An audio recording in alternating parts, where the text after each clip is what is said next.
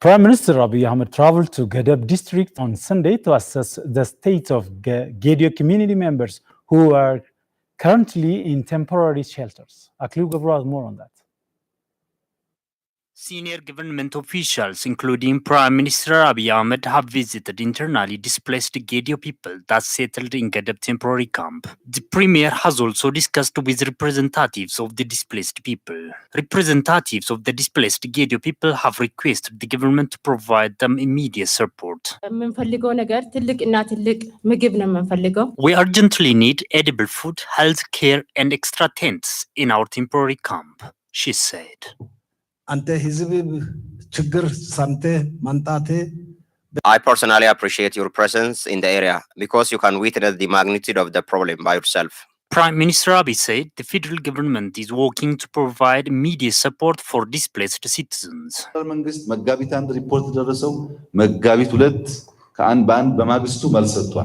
The federal government has responded to the question immediately. As you know, the community is highly mixed up, which created difficulty to identify those who need emergency support. So they will start distributing support very soon. The healthcare team has also arrived in the area, so you can get health service for free too. The Premier noted that the government has been working with maximum effort to permanently settle the displaced citizens. We will discuss with Guji and Gedo Abagadas, elders and religious leaders, and with the nearby government structures to solve the problem from its root. Prime Minister Dr. Abiy described that responsible government structures for displacement of the people will be apprehended very soon. Memorial service has been held at Trinity Cathedral Church for the victims of Ethiopian Airlines Boeing 737 crash in Finfinne, Syria on Sunday. Relatives wept and threw themselves on the red coffin of the Ethiopian victims at Holy Trinity Cathedral in the capital Finfinne. Some of the coffins contained charred airs from the crash site because it has not been possible to recover the bodies. Relatives of 157 victims of the crash, government officials and religious leaders have attended the farewell service at Bole International Airport in Finfinne City. Senior government officials, including board chairperson of Ethiopian Airlines, Abadullah Gameda, deputy board chairperson of Ethiopian Airlines, Dr. Arkabek Kubai, and Minister of Finance, Ahmed Shide, among others, were in attendance of the service, where they have also laid wreaths of flowers. Ethiopian Airlines Boeing 737 on regular scheduled flight to Nairobi, Kenya, crashed around Bishoftu for 7 kilometers away from the capital Finfinne City, killing all 149 passengers and 8 crew members on board. The aircraft's flight data recorder, FDR, and cockpit voice recorder, CVR, or black box, as they are often called, have been recovered, and the investigators are hoping they will shed light on the tragedy.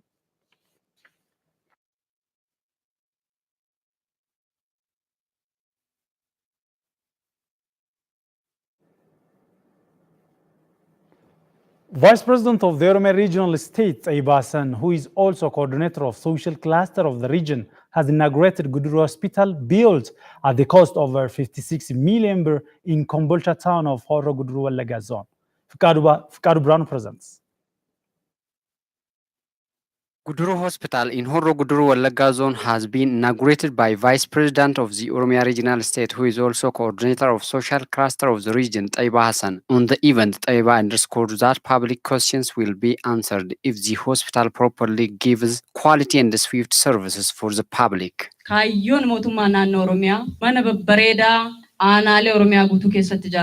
The aim of the Oromia Regional State is not only building such beautiful buildings across the region, but also giving quality and swift services in these buildings, because our people need services from us, not buildings. In doing so, experts who are working in the hospital have double responsibility. You should serve your people with great sense of responsibility, he said. He also called upon the public to stand by the side of the government in every development activity.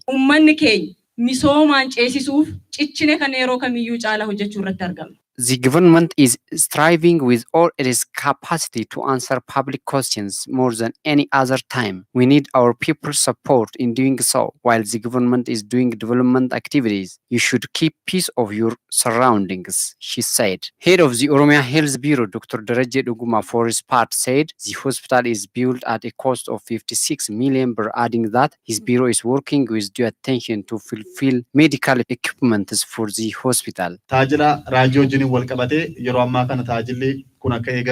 Many materials are being transported. It will arrive here within a short period of time. We are also working to bring quality health professionals. Residents of Kombolcha town have expressed their happiness over the hospital, hoping it will solve many problems. Kan hospitaalatti kennamu buufatatti kennamuu hin danda'u waan ta'eef sababii sanarraa ka'ee rakkoon du'aatiin ture. Previously, there were maternal and child deaths due to lack of such hospitals. I hope this hospital will fully solve the problem.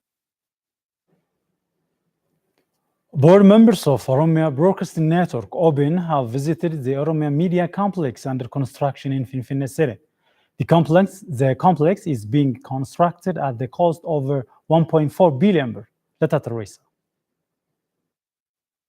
Board member of Oromia Broadcasting Network and OBN management visited the Oromia Media Complex building under construction in Finfinne City and the Bole subsidy. On the event, manager of the project, Engineer Tesfaye Mekonnen, said construction of the media complex would be finalized as per the scheduled time. We hope and we are confident we will finish this project within the given contract period of time. Chairperson of the board of the OBN, who is also chief of the staff of Prime Minister Office, Shimalis Abdisa, said the board will make the necessary follow-up and supervision.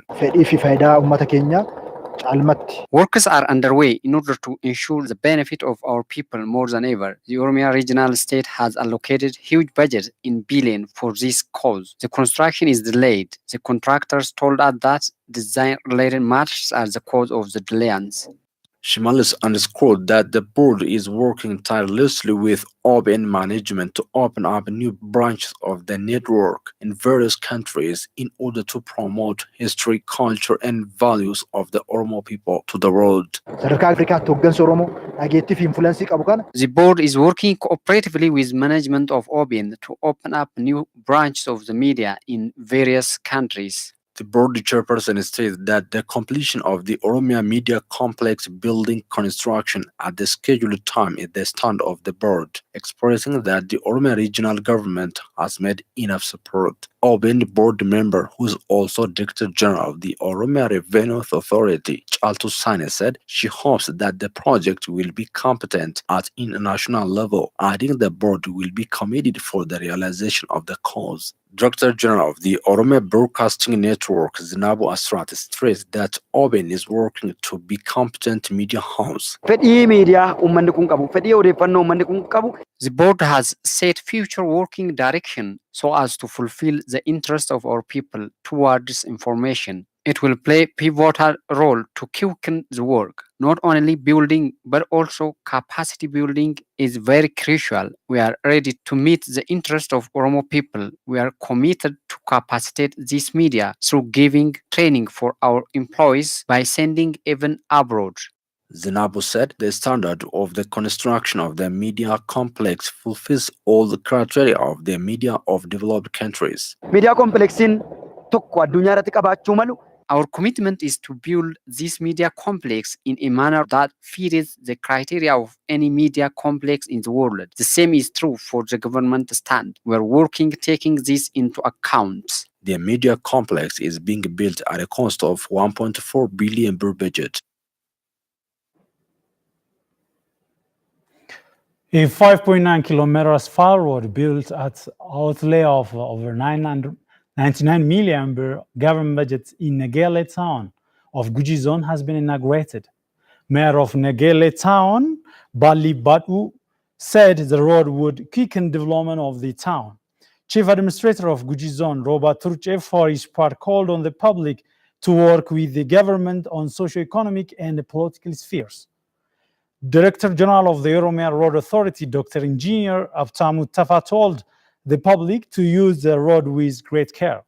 Coordinator of Rural Cluster, Rural Development Cluster with the protocol of Vice President of the region, Dr. Girma Amanti, after inaugurating the road, said the public should use the road as tool to quicken their economic development. Dr. Girma also called on the public to ensure peace and stability of their areas, which he said development is unthinkable without sustainable peace. Residents of the town have expressed their joy over the roads they have got.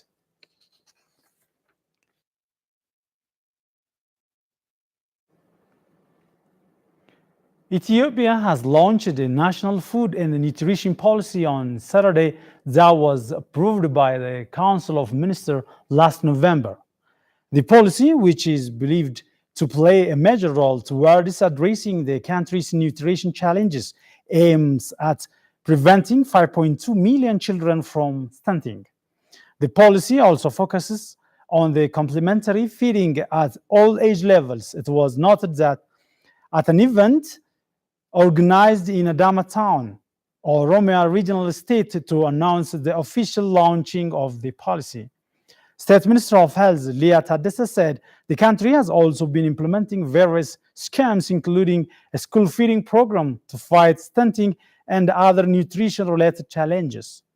According to FBC website, it is to be recalled that the government of Ethiopia unveiled a national nutrition program called Sekota Declaration in July 2015 to end stunting in children under 2 years of age by 2030. The Sekota Declaration has a 15-year roadmap that provides strategic guidelines to be executed in 3 phases, namely innovation, expansion, and scale-up phases.